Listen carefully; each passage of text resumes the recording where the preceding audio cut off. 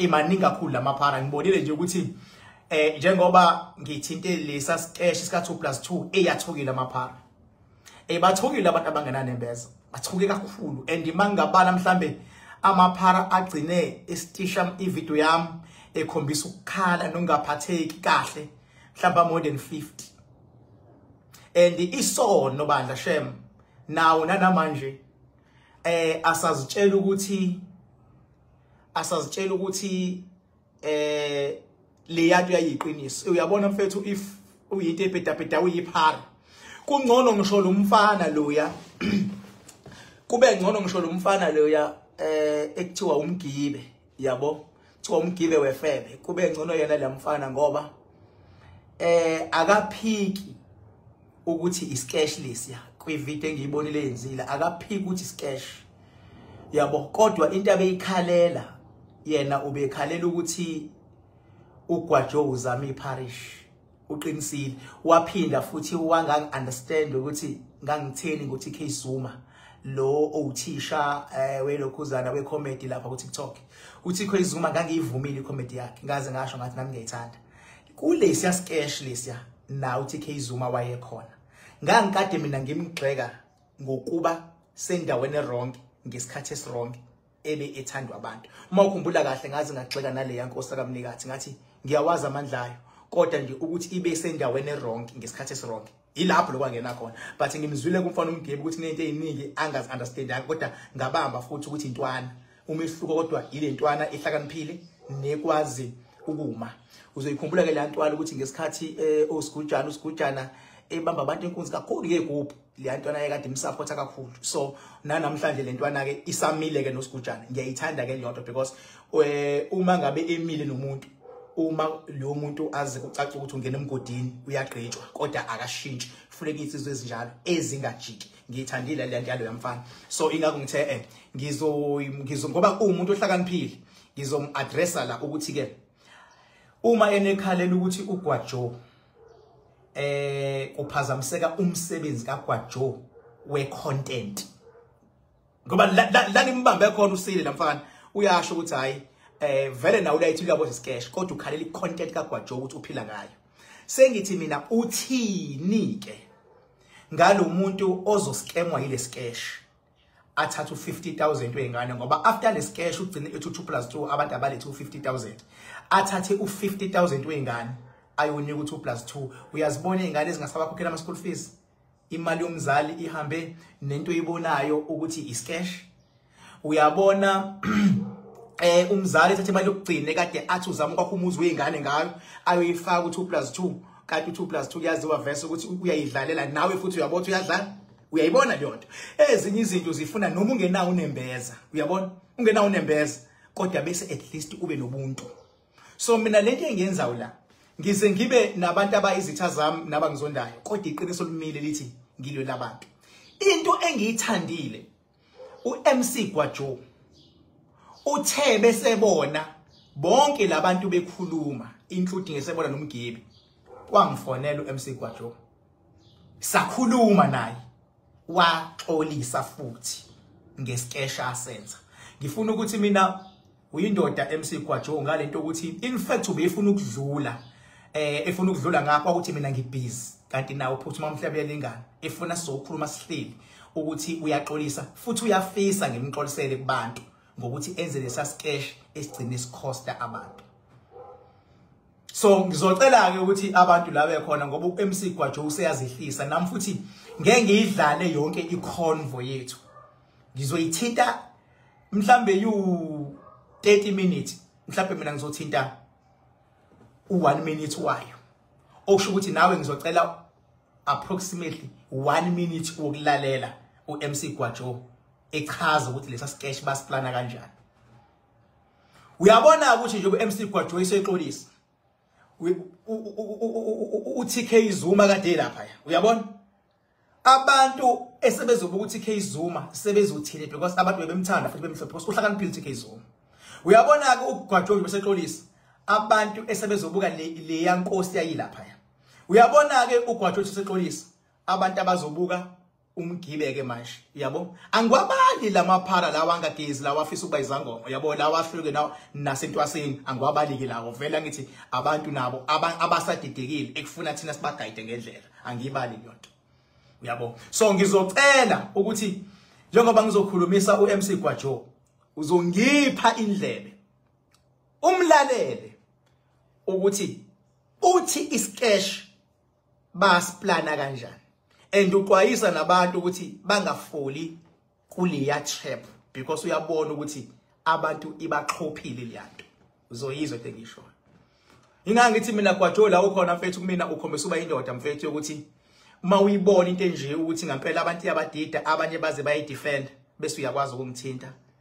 bese uyakwazi futhi ukuxolisa bese uyakwazi futhi ukuthi uyafuna ngikuxolisele even nakubantu kodwa mina ngiyakwazi umuntu uhlakaniphile ifana nomunye umfana wakamakhanya ekuthiwa uMax lo yamfana kamakhanya uhlakaniphile mfana and unesibindi yabo uzohlakane kuphinde ube nesibindi ngiyakuthanda mina because ngisuke ngazi ukuthi ke lenkunzi yayimento yayo bese kuzoba khona omunye ekuthiwa usiyamiyeza lapha TikTok hlaniphile yamuntu and yamuntu bengathi umlelela kahle baningi abantu abangagayideka yabo kube khona omunye ekuthiwa udubula ngamgcina izinkathi udubula hlaniphile udubula lapha kube khona ophakela umthakathi inkunzi leziyana yabo so ngithi ake ngibathinte labantu lawo yabo bahlukahlukene but baningi labe ngibathintawo nje baningi akubona ngisho like ikoti abantu engibathinta baningi mangathiwa ngibabizela labantu ngizolo ngibabiza ngawani labafana bahlakaniphile namantombazane ngomnjalo so into enje bazibona fast uyabona mawubona izinkunzi ezifana nabo Dubulo ophakela umthakathi oMax zithuli zisuke zinyanyile ngoba zisuke ziyibona le nto kakhulu zethu uMax ubuya spiritually gifted lamfana so angaloku ngikhuluma ngisocela ukuthi ngidlaleke le VN le umuzi uGwajo exolisela sengisho ukuthi nawe owungidelelile ngenkathi ngisho lento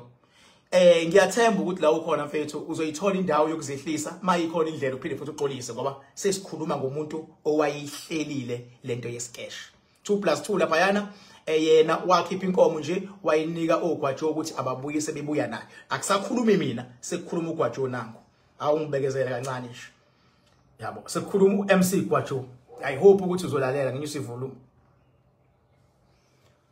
sekukhuluma uMC Gwajo ke la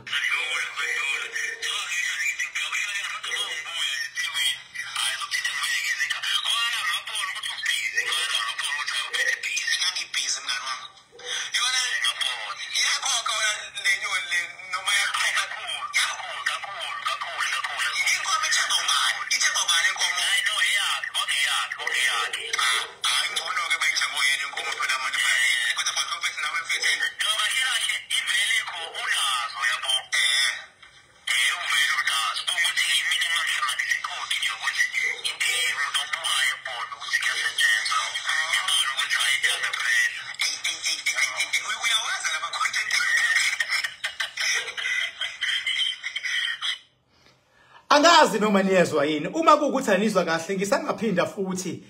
ngiqhubeke nginidlalele because into ebalekile mina ukudlalela njengoba nje econfirma naye ukuthi kahle vele kwakade kuxhoshwa uyabona so kubalekile ukuthi ezinye izinto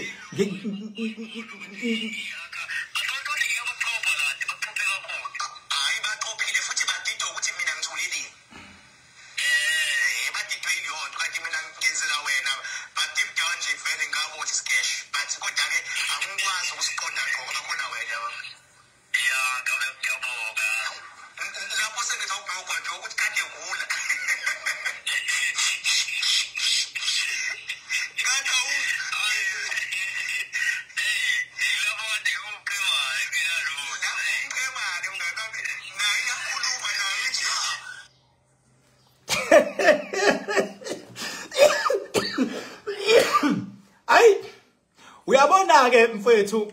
mangabe sengithi mina ngathini bona ngathini mina bathini bona kunjani makunje yabo and njengoba uMC Gwajo ehlambuluka is because ekugcineni naye ulwela ukuthi igama lakhe lingamosheki kuze kusigcineni kuze kuqoleka abantu ngento ekade yenziwe yena. Mina ngithi ukhombise ukuba indoda yakho MC Gwajo. MC Gwajo lengikhuluma ngayo. And uyaxolisa and njengoba exolisa nje ngiyafisa ukuthi nabantu bezwe ukuthi umuntu owayehlelile lento usethatha isinqumo sokuxolisa. Uma kuukuthi mfethu ubusufole kule scam, hayi ngiyacela ukuthi wehlise nje umoya kodwa ungamzondo MC Gwajo because ubenzile ubuntu. Omunye umuntu bezodla phansi angamnandaba ukuthi niyongena nini niyongena makuthini, but le video nje njengoba esekhulumile waxolisa yonke lento yabo kuhle lokho. Angazi ke bazothini labantu ekade sebekhulume bakhuluma yabo. And MC Gwajo uyena futhi okuyena uyasho futhi ukuthi uyabona ukuthi abantu abaningi yabaxhopha lento. Uyabona ukuthi abantu abaningi ngiyayithanda lento ayisho ngasekugcineni ukuthi abantu abaningi uyabona ukuthi lento iyabaxhopha. Nansi angeke kuphindele leyo party leyo. Yabo mhlawumbe uzoyizwa. Yabo. Yabo ngiyayithanda nje leyo nto. Yabo.